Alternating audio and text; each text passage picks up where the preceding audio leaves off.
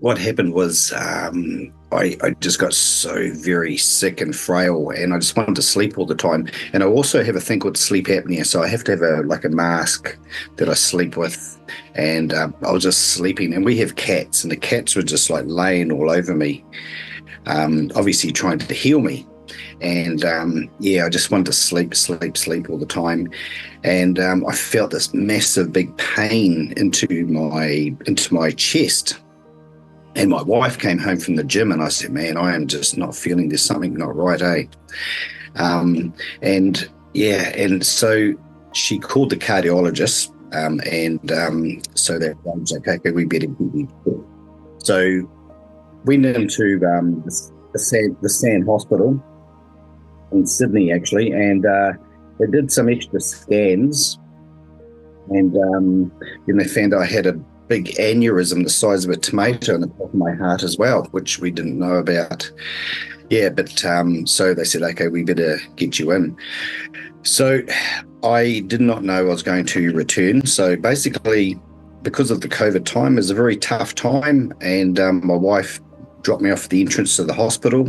I walked up with my bag up into the hospital, waved goodbye. There was no visitors or anything like that as well. And my children wanted to come and see me. They weren't allowed to either because of obviously lockdowns and things like that. Yeah, so it was a pretty, I'd say a tough time lying there in the hospital bed wondering what's going to happen.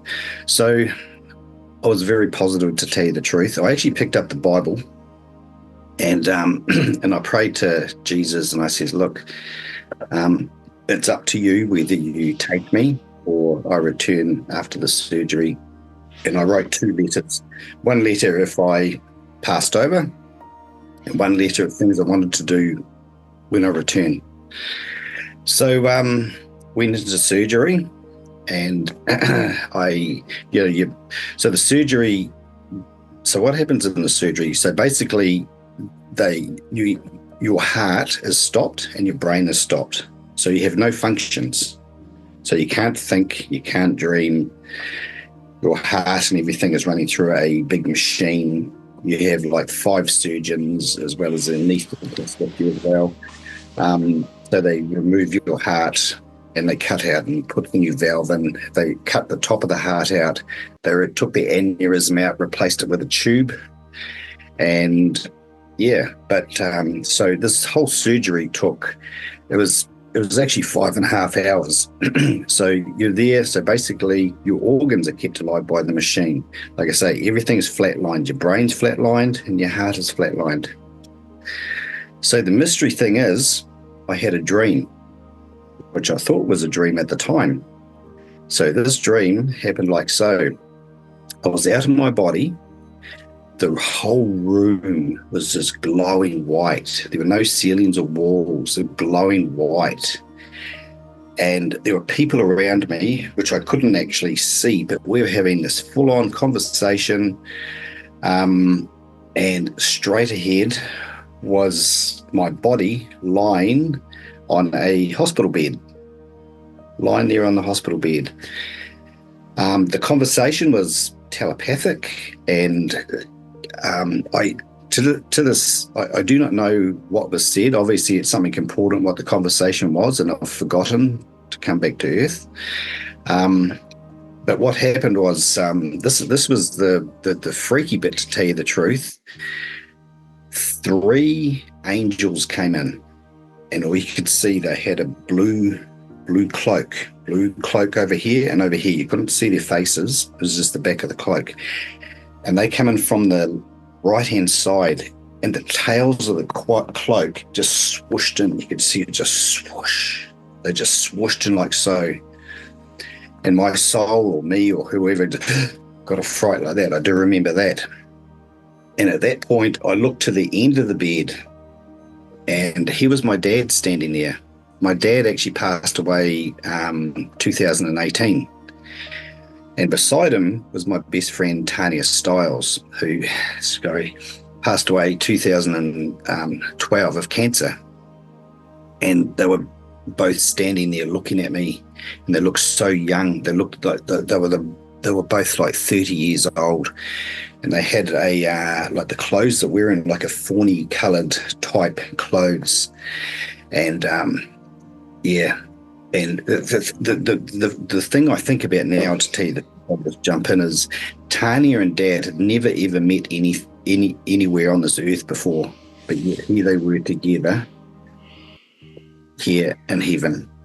So that was quite freaky. But anyway, so I looked up straight into Tanya's eyes, and telepathically she says, "Everything's going to be okay." I rose up over my body. Rose up and I come up over my body. I was looking down on my body. Two of these angels were at the bottom, sort of like on my stomach area, and all you could hear, and the hands were so fast, it was like so, just swooshing, oh my goodness, it was incredible. The other taller angel had his hand actually inside my heart, and it was like he had a square metal object with a polished circle in it, and he had it in my heart, and he's aligning it, like getting absolutely perfect. This angel spoke. He had a very deep voice. The tall angel said, "I just have to do this first." He put a silver and chrome square with a 20 mil circle embossed into my heart. Then he said, "Okay, I have finished. You can close them up." And then next I knew, I woke up, the wiggling my toe in ICU. Wake up. What's your name? I was thinking, oh man, I was just having this awesome dream. Just having a pretty cool dream there, So then I went into the ICU, slept through the night, and obviously because my chest had been like cut open and everything, and the repairs, and you hooked up to wires and tubes and everything, and I was in still like quite a lot of pain and couldn't sleep. But and then the next day, my wife phoned, and we're talking on the phone, and I told her what happened. And my wife's actually a nurse. She's a cardiologist nurse as well. She says, "You didn't actually have a dream. You had a near-death experience." I said, "Near-death experience? What the heck is a near-death experience? I've never heard of that before." So in the medical world, they don't talk about it because it's, I don't know, woo-woo, I suppose, but they don't talk about it in the medical world. But yeah. So while I was in hospital, I could just feel this. I know you're morphine, and this is not morphine, I tell you that. You can just feel this, just this glow, just this warmth and the glow, like throughout my whole body, just this glow, this energy. And people were passing in and out and coming through, looking after you. And then I am so certain. One nurse came in when I got released from hospital. She had a different blue uniform on, beautiful blonde hair. She came in and I said, "Wow, that's a nice blue uniform." I said, "It's different to the others." And we're talking away there, and she says, "Yes." She says, "You're too young to be here. What are you doing here? You're too young to be here." And as she was leaving, she was saying, she said something about, yes, blue and yellow go together nicely. And she left. And blue and yellow is actually one of my favorite colors. Like my rally cards are painted blue and yellow. And I said, "Oh my goodness." And I wish I asked her name. I just call her Angel now. So yeah. So anyway, the other, like I say, the other tough thing was when I left hospital, same thing, COVID lockdown, no visitors. My wife, it put a lot of pressure and stress on my wife as well. She had to work longer hours at her hospital to try and keep everything going in the household. But while I was healing, I was laying in bed again, and the cats, they just were all over me, in between my legs, around, up top, up over here. And they're just like healing me with their energies and things. But for me, I still felt this warmth, energy. And then I got up to go to the toilet one night, and I still don't know why, but I looked out the window upstairs and I said, what am I doing down here? I'm meant to be up there with you guys, you know? And it's like, and then I looked at my hands, I was thinking, wow, my hands look different. Everything looks different about me. Like my hands look a lot younger and things. And yeah, there's different, I guess, different signs, but I didn't realize back then. And as I was healing, I had to recover. So I had a cushion. I had a cushion on my chest, and you had to do increment sort of like walks and build the walks up day by day sort of thing. But as I was walking around the neighborhood, bang, colors were popping out. Like, wow, I've never noticed those colors before. And the grass was like, oh, just greens was just like popping out of the greens, and the flowers, the colors, the reds and the pinks. And then the sky was like, wow, look at the blue sky. Like everything was just like magnified. Yeah, so I guess that was some of the big changes then, while I was still trying to understand exactly what happened to me as well. Yeah, and then lots of other things had happened as healing abilities. So my wife had a sore neck. She says, oh, do you mind just rubbing my neck?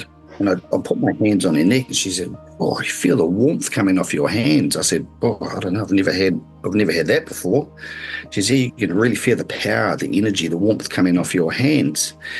And so I thought, oh, okay. So just sort of around her neck like so, and then her neck felt better. It's like, wow, okay, what's going on here? This is pretty neat. So afterwards, it took a long time to, I guess, for me, is coming back into a normal world. You realize a lot of wrongs in the world, and it's like, why are you doing that? I say that even now. Why? But why? Like a little kid, but why? Because when you're a little kid, you're very innocent when you come into the world. Your little souls, and that's why kids say, but why all the time? Because they know that things are not right. So that was happening to me. I was saying, but why? I even say it now, but why do we have to do that? But that's not right. We should be doing it this way here. Yeah.